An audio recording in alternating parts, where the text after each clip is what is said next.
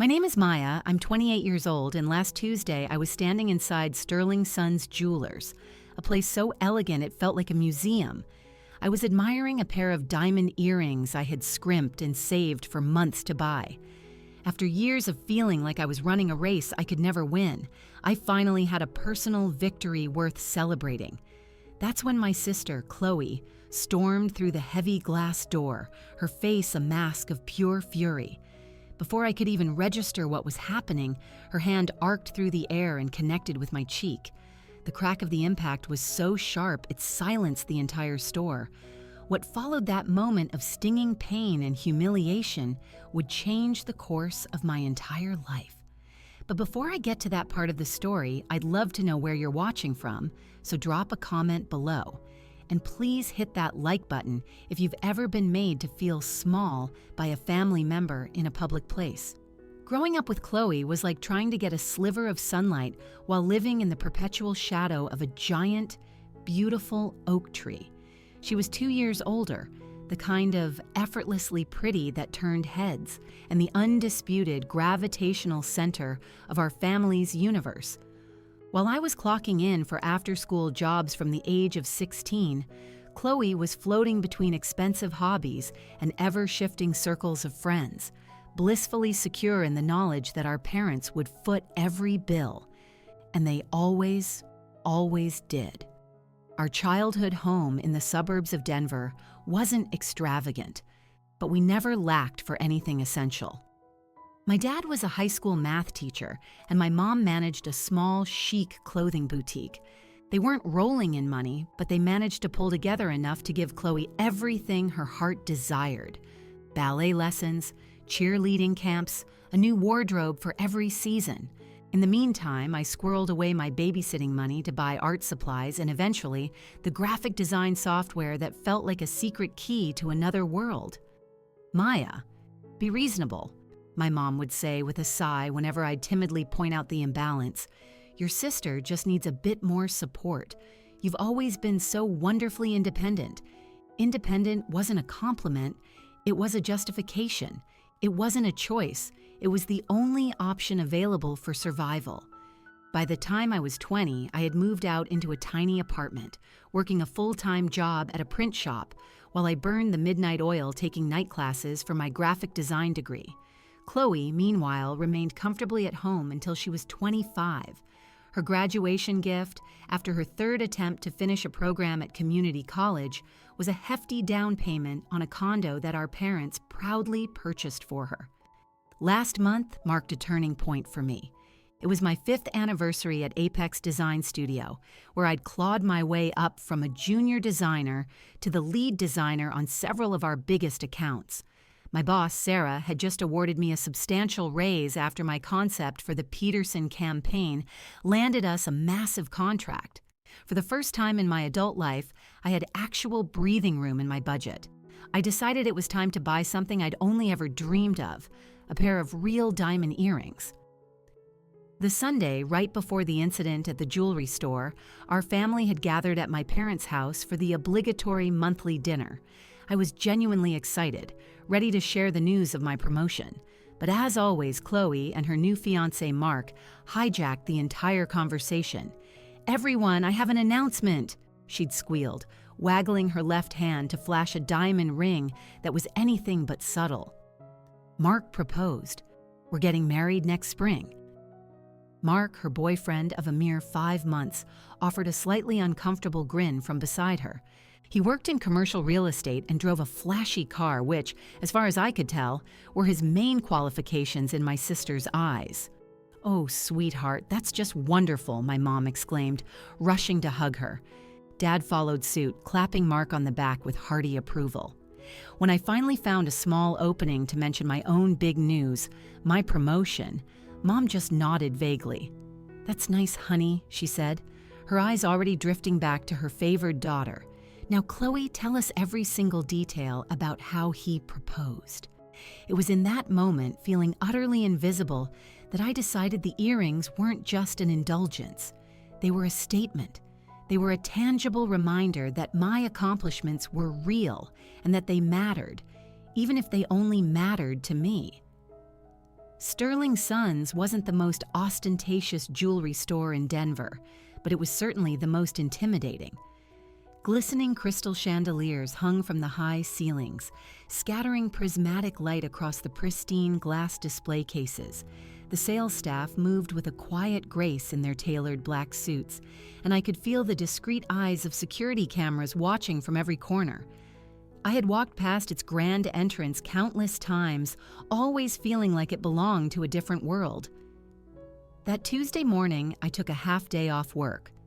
I put on my best navy blue dress, the one I saved for client meetings. I took the time to style my shoulder-length brown hair, applied makeup with a careful hand, and even squeezed my feet into a pair of heels, a true rarity for a woman who lived in sneakers and jeans. I wanted, just for once, to look like I belonged there. As I pushed open the heavy glass door, I was met with the gentle strains of classical music and the faint, expensive scent of perfume. A tall, elegant woman with streaks of silver in her perfectly coiffed black hair approached me, her smile genuine and warm. "Welcome to Sterling Sons. I'm Isabel. How may I help you today?" My throat went completely dry. I'm looking for diamond earrings," I stammered. "Something small but good quality. It's my first real jewelry purchase." Instead of the condescension I had braced myself for, Isabel's eyes lit up. "Your first diamonds, that is such a special milestone. Let's find the perfect pair for you." She guided me to a brilliant display case filled with dozens of earrings, patiently explaining the nuances of cut grades and clarity as she presented several beautiful options. I was just starting to feel a sense of ease, a thrill of excitement, when the door chimed again, announcing another customer. I wouldn't have even turned around if it hadn't been for that familiar, cutting voice slicing through the refined atmosphere like a shard of broken glass. "Oh my God, Maya, what are you doing in here?" Chloe stood in the doorway, flanked by her two loyal sidekicks, Bridget and Kayla, whom I recognized from her college days. My sister was a vision in skin-tight white jeans, a flowing pink silk blouse, and stiletto heels that made her tower over me. Her freshly highlighted blonde hair fell in perfect beachy waves past her shoulders. "Are you lost?" she continued, her voice amplified by the store's hushed acoustics. "Isn't this place a little out of your league?" Isabel's perfectly plucked eyebrows rose a fraction of an inch, but her professional mask remained firmly in place. "Your sister is looking at our diamond collection. Would you care to join us, sister?" Chloe let out a short, sharp laugh as she strode toward us, her friends trailing like ladies in waiting. Yes, unfortunately, we share DNA, though I know you'd never guess it just by looking at us. The jab hung in the air, thick and unpleasant. Chloe had always been the pretty one, the one who inherited our mother's fair hair and blue eyes. I favored our father's side, with my darker features and a sturdier, more athletic build. "I didn't know you were shopping today," I said, my voice impressively steady despite the tremor in my hands. "Are you looking for wedding bands?" "Just browsing," Chloe shrugged, her eyes dismissively scanning the case. "Mark and I will probably go to Cartier up in Aspen. What are you buying? Some costume jewelry?" Isabel cleared her throat. "Actually, your sister has excellent taste. She's considering these beautiful half-carat diamond studs." Chloe's eyes narrowed, zooming in on the delicate earrings Isabel was holding. "Half-carat? On your salary? That seems a little excessive, don't you think?" "I got a promotion," I said, feeling the heat rise in my cheeks. "I can afford them. A promotion at that little copy and paste shop?" Chloe's tone was drenched in sarcasm. "Impressive. What's that? An extra $1 an hour?" Bridget snickered into her hand while Kayla suddenly became fascinated by a nearby bracelet display. I saw an older couple across the store looking our way with expressions of clear disapproval. "It's a graphic design agency, not a copy shop," I corrected her, knowing full well the distinction was lost on her, and the raise was substantial. "Well, good for you," Chloe retorted, casually picking up another pair of earrings from the counter. "Though if you had any real financial sense, you'd be investing that money instead of blowing it on trinkets. But that's always been your problem, hasn't it? Poor decision-making. Years of therapy had taught me not to rise to Chloe's bait, but her words still found their mark, little poisoned darts of condescension. Isabel, sensing the escalating tension, tried to intervene. "These would complement your complexion beautifully," she said, holding the studs up to my earlobe. "The princess cut catches the light magnificently." "They're perfect," I said, my gaze fixed on my reflection, deliberately ignoring my sister. "I'll take them." "Seriously?" Chloe stepped closer, her expensive perfume overwhelming. "Maya, don't be ridiculous. You can't actually be buying these." "Don't make a scene, Chloe. This is embarrassing." "I'm embarrassing? You're the one buying jewelry you can't afford just to try and upstage my engagement." "Not everything is about you," I said, my patience finally snapping like a frayed wire. "This has absolutely nothing to do with your engagement. I earned this money. I saved for months, and for once in my life, I'm buying something nice for myself." Isabel discreetly slipped the earrings into a velvet-lined box and started moving toward the register, clearly hoping to finalize the transaction before things got any worse. Chloe was right behind her. "How much are those earrings anyway?" she demanded. Isabel hesitated, glancing at me for permission. I gave a slight nod. "These are priced at $3,200, she said calmly. Chloe's jaw dropped. $3,000? Are you insane? That's what Mom and Dad spent on my entire semester of college. That they paid for, I reminded her sharply. I worked my way through school. This is my money. It's a waste, a complete and utter waste. Chloe's voice was now echoing through the silent store. You're just trying to prove something because you're jealous. Jealous of my ring, my fiancé, my life. I'm not jealous of you, Chloe, I said, the simple, honest truth of it giving me a strange sense of calm. I never have been. That truth seemed to shatter something inside her. Her face twisted with a rage so intense it was frightening. Before I could even think to react, her hand swung through the air and connected with my cheek. The sound was like a whip cracking in the pristine, hushed store. A bloom of white-hot pain spread across my face as tears instantly sprang to my eyes. The store fell into an absolute, profound silence. The classical music seemed to have been muted, as if someone had turned down the volume on reality itself. My hand flew to my burning cheek as I stared at my sister, my mind reeling in disbelief. In 28 years, through every argument and disagreement we'd ever had, she had never, ever laid a hand on me. Isabel's mouth formed a perfect O of shock. Bridget and Kayla looked like they'd been frozen in place, their gazes fixed on the floor. The store's security guard, a large man near the entrance, straightened up and began moving purposefully in our direction. And then, from behind me, a deep, authoritative voice cut through the silence like a thunderclap. Touch my wife again and see what happens. The voice belonged to a tall man, maybe in his late 30s, dressed in a charcoal suit so perfectly tailored it had to be custom. His dark hair was styled with a sharp precision, and his jawline looked like it had been carved from marble. But what truly captivated me were his eyes. They were the color of steel gray, and they were fixed on Chloe with an unwavering intensity. "Excuse me?" Chloe stammered, her usual bravado instantly evaporating. The man took a step forward, positioning himself slightly in front of me, a protective shield. "You heard me. If you so much as raise a hand to my wife again, you will regret it." A wave of confusion washed through the store. Isabel's wide eyes darted between the three of us.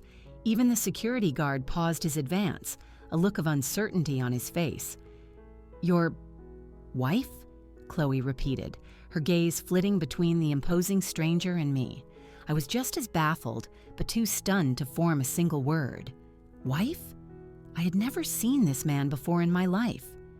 "Yes, my wife," the man continued, his voice a low, controlled rumble that was harder than granite. "And I don't appreciate walking in to find her being assaulted in public." A flicker of genuine fear crossed Chloe's face as her eyes took in the man's expensive watch, the sheer quality of his suit, and his undeniable air of command. For the first time I could remember, she was speechless. The man turned slightly toward me, and for a split second I saw a flash of confusion in his own eyes as he got a clearer look at my face. His confident expression faltered for just a moment before he masterfully regained his composure.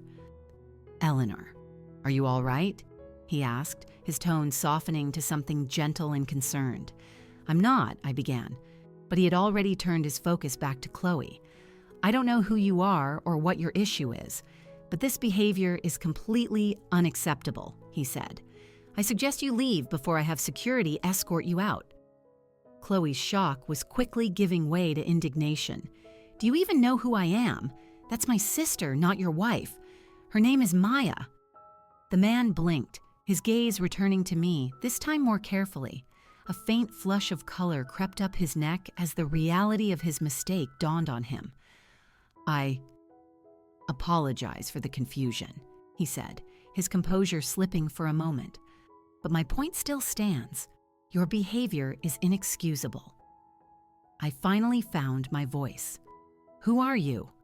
"Donovan Steele," he replied, extending a hand toward me. "And I sincerely apologize for the misunderstanding. From behind, you look remarkably like my wife, Eleanor." The name hit me like a physical blow. Donovan Steele. He wasn't just some wealthy businessman. He was the founder of Aegis Dynamics, the software company that had completely revolutionized digital security. His net worth was estimated in the billions, and his face was a regular feature in business magazines and on tech news sites. "You're Donovan Steele?" Chloe's voice shifted gears so fast it was sickening, the hostility melting away into a syrupy sweetness. "Oh my goodness, what an honor. I am such a fan of your work." Donovan didn't even glance at her. "Are you all right?" he asked me again, his gaze searching my face. That looked painful. I nodded, my cheek still throbbing with a dull ache. "I'm fine. Thank you for intervening, even if it was a case of mistaken identity. The mistake was mine, but my concern is genuine," Donovan said, his steel-gray eyes softening. "Family disagreements should not escalate to physical violence." "It wasn't a disagreement," Chloe interjected, desperately trying to rewrite the narrative. "We were just playing around. Sisters, you know? Maya knows I didn't mean anything by it. The sheer audacity of the lie made my blood boil. That's not true. You slapped me because I wouldn't let you make me feel small about buying something nice for myself." "That's absurd," Chloe protested, turning to Donovan with a pleading look. "Maya always exaggerates. She's just upset because I just got engaged and she's still single." Donovan's expression remained perfectly impassive. I witnessed the entire exchange. "You were belittling her accomplishments and attempting to make her feel guilty for spending her own money. When that didn't work, you resorted to physical aggression." The security guard had finally reached our small group, now accompanied by a distinguished older gentleman in a pinstripe suit. "Mr. Steele," the older man said, his voice filled with deference. "Is there a problem here?" "Mr. Sterling," Donovan nodded in greeting. "This woman," he gestured to Chloe, "just assaulted another customer. So this was the Sterling of Sterling's Sons. The owner himself had come down to handle the disturbance." "I did no such thing," Chloe sputtered. "This is all a huge misunderstanding. Tell them, Maya." All eyes swung to me. For a fleeting moment, I felt that old familiar pull, the urge to smooth things over, to minimize the conflict, to keep the family peace. It was the role I had played my entire life. But something had cracked inside me the moment Chloe's palm met my skin. "She slapped me," I said, my voice clear and steady, "because I decided to buy these earrings instead of listening to her criticize me." Mr. Sterling's expression hardened instantly. "We have a zero-tolerance policy for violent behavior in our establishment. I'm afraid I must ask you and your companions to leave immediately. You can't be serious, Chloe gasped. Do you know who our father is? I don't believe that's relevant, Mr. Sterling replied coolly. Frank, please escort this lady and her friends to the exit. The security guard stepped forward. This way, please, ma'am. Maya, you can't let them do this. Chloe's voice rose in panic. Tell them we were just having a sisterly spat. I said nothing. I just stood there and watched as Frank gently but firmly guided my sister toward the door. Bridget and Kayla scrambled to follow, their faces beet red with mortification. At the doorway, Chloe turned back, her eyes burning with a venomous glare. You will regret this, Maya. Just wait until Mom and Dad hear about how you humiliated me in public. After they were gone, the store was uncomfortably quiet. Donovan Steele turned to me, genuine regret in his eyes. I seem to have made this situation more complicated, and I truly apologize. Please allow me to make it up to you. Perhaps coffee. After you've completed your purchase? I'd like to explain properly. I hesitated, my mind still trying to process the surreal turn of events. But there was something in his earnest expression that made me nod. Okay, coffee would be nice. Mr. Sterling personally handled my transaction, apologizing profusely for the unfortunate incident in his store. My hands were still shaking as I signed the credit card slip, the whirlwind of the last 15 minutes still spinning in my head. As Isabel handed me the distinctively elegant bag containing my new earrings, Donovan Steele waited patiently by the door. I joined him, feeling like I had stepped into an alternate reality where billionaire tech moguls got involved in my family drama.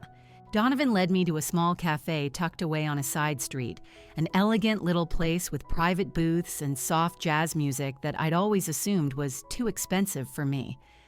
I come here when I need to think, he explained as we settled into a corner table. The espresso is excellent and they value privacy. Once we had our coffees, an Americano for him, a latte for me, he leaned forward. I really do need to explain. My wife, Eleanor, is in London on business. I was at Sterling's to find an anniversary gift.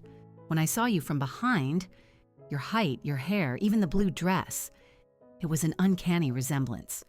When that woman slapped you, I just reacted. It's okay, I said, cradling the warm mug. Your intervention probably stopped things from getting even uglier. Chloe doesn't react well to being publicly corrected. Family can be complicated, he said, his expression darkening slightly. I shouldn't presume to understand your dynamic. No, you read it pretty accurately, I admitted. Chloe has always been the favored child. She's not used to me standing up for myself. Ah, the classic family dynamic, he nodded. I'm familiar. My younger brother and I had a similar relationship for years. Had? I asked, curious. Did it get better? Yes, eventually. It required distance, time, and some very difficult conversations. Tyler resented living in my shadow after ageist dynamics took off. He felt he was being compared to me at every turn. That sounds painfully familiar, I said, though in our case, I was always the one in Chloe's shadow. The underlying issue is the same. Comparison is the thief of joy, he replied, quoting someone famous. Once Tyler and I finally addressed the wedge between us, things improved. He runs our European operations now entirely on his own merit. The conversation flowed with a surprising ease.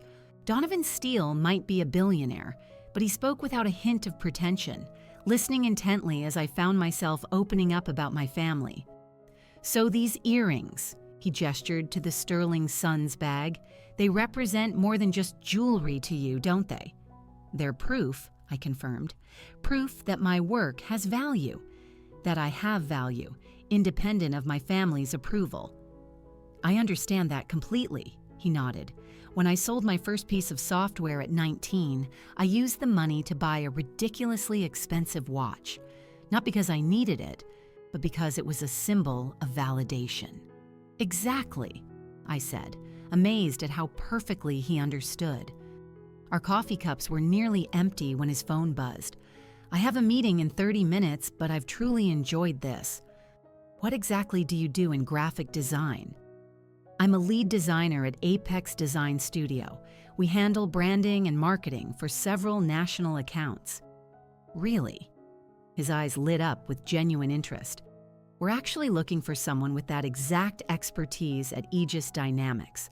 Our marketing team needs a fresh perspective for our new consumer security app. My heart started to race. Would you be interested in sending me your portfolio? No pressure, of course, just an opportunity. An interview at Aegis Dynamics? It was a dream opportunity. I would love to, I said, trying to sound cool and professional. He smiled and handed me a sleek, minimalist business card.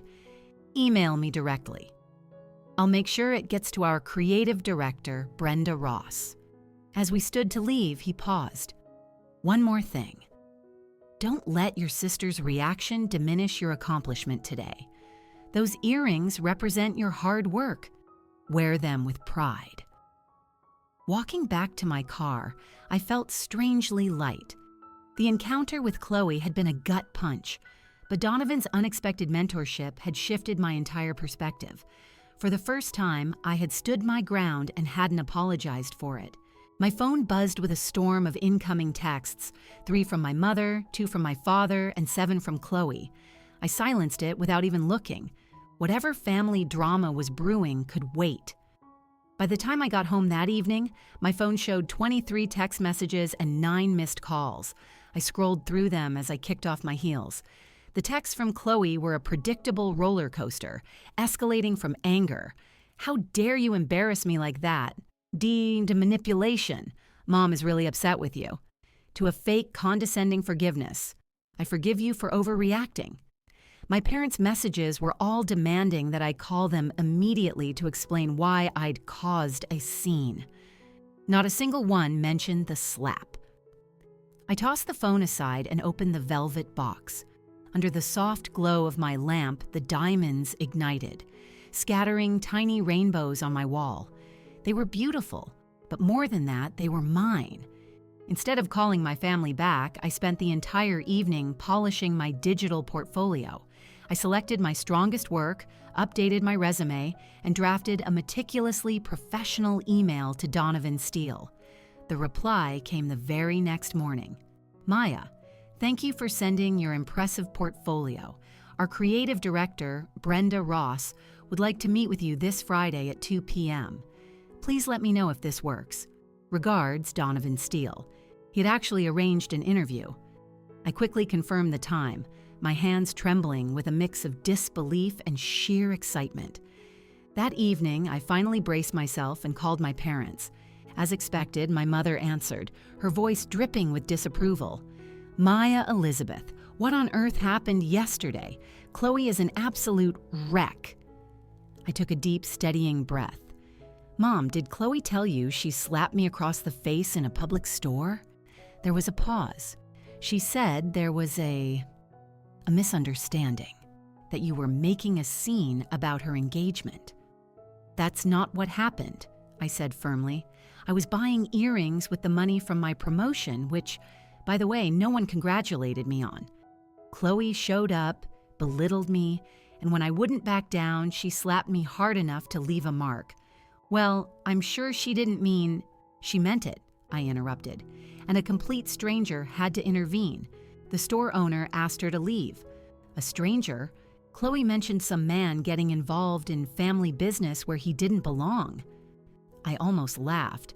That some man was Donovan Steele. Who? The founder of Aegis Dynamics, a billionaire who apparently recognizes abusive behavior when he sees it. My mother fell silent. Finally, she said, "Your sister is still very upset." I'm sure she is. Being held accountable is upsetting when you're not used to it. Maya, that's a terrible thing to say. Is it? Mom, when was the last time Chloe ever faced a single consequence for her actions? When was the last time you or Dad didn't immediately take her side? Another pause. We don't take sides. This time, I did laugh. Mom, you've been taking sides our entire lives. I'm just now finally calling it out. I don't know what's gotten into you, she replied, her voice tight. This isn't like you at all. Maybe that's the problem, I said quietly. Maybe this is exactly who I should have been all along.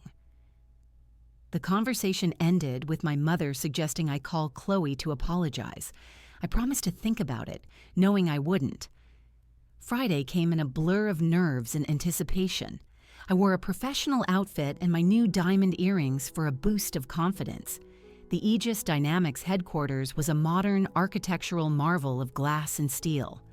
I was greeted by a friendly assistant and led to a waiting area. A few moments later, Donovan Steele approached with a warm smile. Maya, glad you could make it.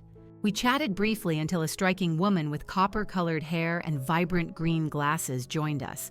You must be Maya, she said, extending a hand. I'm Brenda Ross. Sorry for the delay, creative emergencies. Absolutely, I smiled, liking her directness. The interview was intense and exhilarating. Brenda engaged me in a deep discussion about design philosophy. She showed me their current marketing materials and asked for my honest critique. Donovan mostly observed, but his occasional questions were incredibly insightful. One last question, Brenda said. How do you handle strong personalities and creative conflicts? I thought of Chloe. I believe in finding the common goal. Most disagreements stem from everyone wanting the best outcome, just seeing different paths.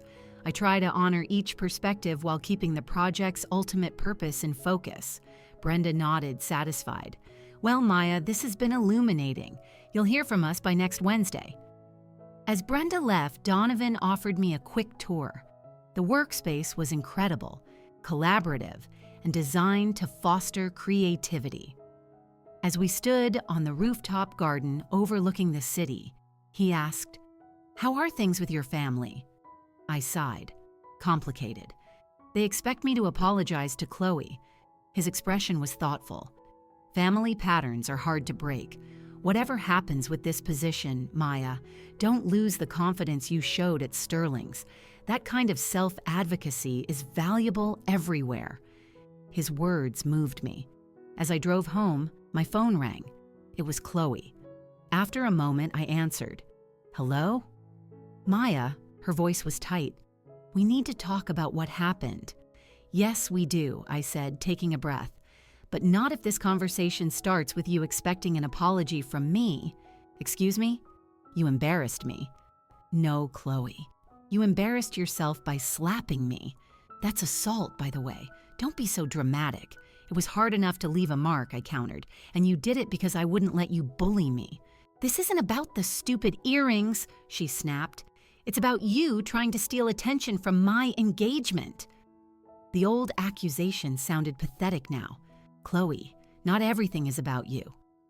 You've changed, she said, her voice laced with accusation. You're right, I agreed. I have. I'm not going to shrink myself to make you comfortable anymore. There was a long silence. Mom and Dad want us all at dinner this Sunday. They expect you to be there. It was a command. I'll think about it, I said. I have a lot going on. What could you possibly have going on, she scoffed. Actually, I just interviewed at Aegis Dynamics. Donovan Steele, the man from the jewelry store, arranged it. Another silence. You're making that up. Believe what you want, Chloe, I said, suddenly exhausted. I have to go. I ended the call feeling a strange mix of sadness and liberation. Sunday arrived with a text from my mom. Dinner at 5. Dad's making his pot roast. Please be on time. No mention of our tense phone call. It was a classic attempt to force things back to normal. In the past, I would have complied. Instead, I texted back, I'll be there at 5:15. I have errands to run. It was a small act of rebellion, but it was mine. I dressed carefully in dark jeans, a forest green blouse, and after a moment's thought, my new diamond earrings. They were a reminder of the strength I was trying to hold on to. My father answered the door, his expression disapproving. You're late. Hello to you too, Dad, I replied, stepping inside. The house smelled of pot roast and tension. Chloe was on the sofa, scrolling on her phone. She didn't look up. In the kitchen, my mother gave me a tight smile. "Maya, you're here. Could you set the table?" The familiar request, always for me, never for Chloe. "Actually, Mom," I said, my voice quiet but firm. "I thought we should talk first about what happened at Sterling's." "I don't think that's necessary," she said, her hands stilling. "Let's just have a nice family dinner." "A nice family dinner where we pretend Chloe didn't assault me in public?" Before she could answer, Chloe appeared in the doorway. "Are you still going on about that?" "It was days ago. My father joined us. What's all this about?" "Maya is being dramatic," Chloe said, rolling her eyes. "It wasn't a disagreement," I stated, looking at all of them. "You slapped me across the face because I wouldn't let you bully me. A store owner witnessed it, and a complete stranger had to intervene. That man had no right to get involved," my mother said. That man, I emphasized, recognized abusive behavior when he saw it, something this family seems incapable of doing. A heavy silence fell. "Abusive?" my father repeated. "That's a serious accusation, Maya." "It's a description," I replied. "Chloe has been tearing me down for years, and you've both enabled it. Tuesday was just the first time it got physical.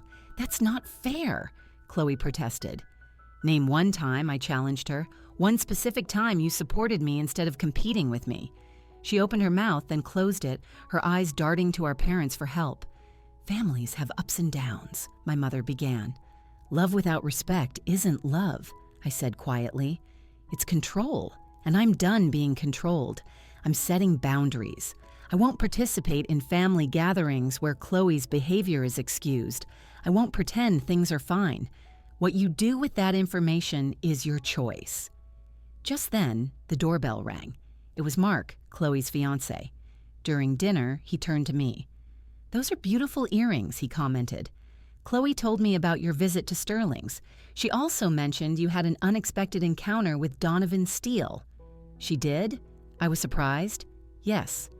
And that you interviewed at his company on Friday." My parents' heads snapped up. "You did?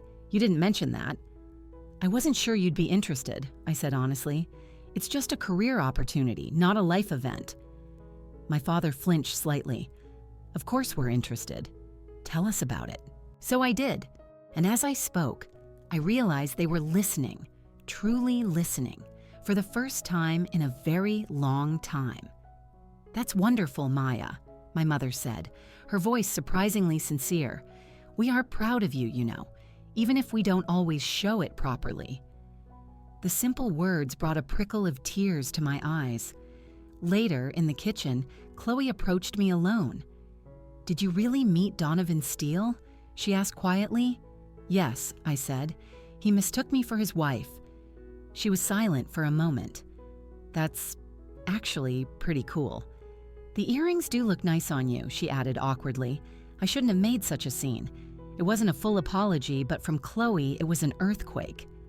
"Thank you," I said. "And your ring is beautiful. Mark seems like a good guy." She nodded, a small smile touching her lips. "He is. He actually lectured me about the whole slapping thing, said it was unacceptable." As I drove home, I felt a subtle shift. Nothing was fixed, but a foundation had been laid. My phone pinged. It was an unknown number. "Maya, it's Donovan Steele." Brenda was very impressed. "Before we make a formal offer, my wife Eleanor would like to meet you. She returns from London tomorrow. Lunch on Tuesday? Let me know." I stared at the message. A formal offer from Aegis Dynamics. As I typed my enthusiastic yes, I caught my reflection in the rearview mirror. The diamonds in my ears caught the streetlight sparkling. They were a reminder of the moment I decided my worth wasn't up for debate. Sometimes a slap in the face is what it takes to finally wake up. 1 month later, I sat at my sleek new desk on the 12th floor of the Aegis Dynamics Tower, finalizing a presentation. My workspace overlooked the Denver skyline, and a small succulent, a welcome gift from my new team, sat beside my dual monitors. The transition had been a whirlwind. After meeting Eleanor Steele, a warm, brilliant woman who did in fact look uncannily like me from certain angles, I received the formal offer. The salary was nearly double my old one, with benefits I could have only dreamed of. My new role as senior creative strategist was challenging and deeply fulfilling. Eleanor had become an unexpected friend, and we often had lunch in the rooftop garden. "Donovan told me about the situation with your sister," she'd confided. "I have a similar dynamic with my brother. It took years of therapy for me to stop seeking his approval. It was a relief to know I wasn't alone. My relationship with my own family had entered a strange new phase of detente. After weeks of silence, Chloe had sent a simple text. "I've been thinking. I shouldn't have slapped you. That was wrong. I'm sorry." I'd accepted, and since then, we'd exchanged occasional, polite updates. Today's text was different. "Mom's birthday dinner next Saturday. Mark and I have news. Would like you to be there." I thought about it. The gatherings were still a bit tense, but they were improving. My dad had even come over to help me install shelves in my new, larger apartment. "I'll be there," I texted back. "Need me to bring anything?" "Just yourself," she replied, followed by another message a moment later. "And maybe those earrings. Mom mentioned she liked them." I smiled. It was a small thing, but it was progress. At the end of the day, I met Eleanor for our new tradition of a Friday evening walk. "How was your week?" she asked. "Productive," I replied. "The app interface is nearly finalized, and I hired a new junior designer. Donovan mentioned your team is ahead of schedule. He's impressed." I felt a quiet flush of pride. As we walked, I reflected on how much had changed. The most significant shift wasn't the job or the apartment, it was internal. I moved through the world with a confidence that felt like it had always been there, just waiting to be uncovered. I thought about the upcoming birthday dinner. Chloe's news would likely put her back in the family spotlight, and that was okay. Her celebrations didn't diminish mine. There was room for both of us now. The earrings would come with me, not as armor this time, but as a reminder. A reminder that standing in my own truth, even when it was painful, had led to a life more wonderful than I could have imagined. The path to self-worth is rarely a straight line. It's forged in difficult moments, the humiliation of a slap, the shock of a confrontation, the courage to set a boundary. My diamonds sparkled as I placed them in my jewelry box, ready for Saturday. They shone not just with their own light, but with the light of a story they now carried. My story. The story of finding my own value. Have you ever experienced a painful moment that ultimately led to a positive change in your life? I'd love to hear your stories in the comments below, and if this journey resonated with you, please like, subscribe, and share with someone who might need to hear this message today. Remember, your worth isn't determined by anyone else's opinion. It's inherent, it's real, and it's yours to claim. Thank you for listening, and until next time, keep shining bright. End of story.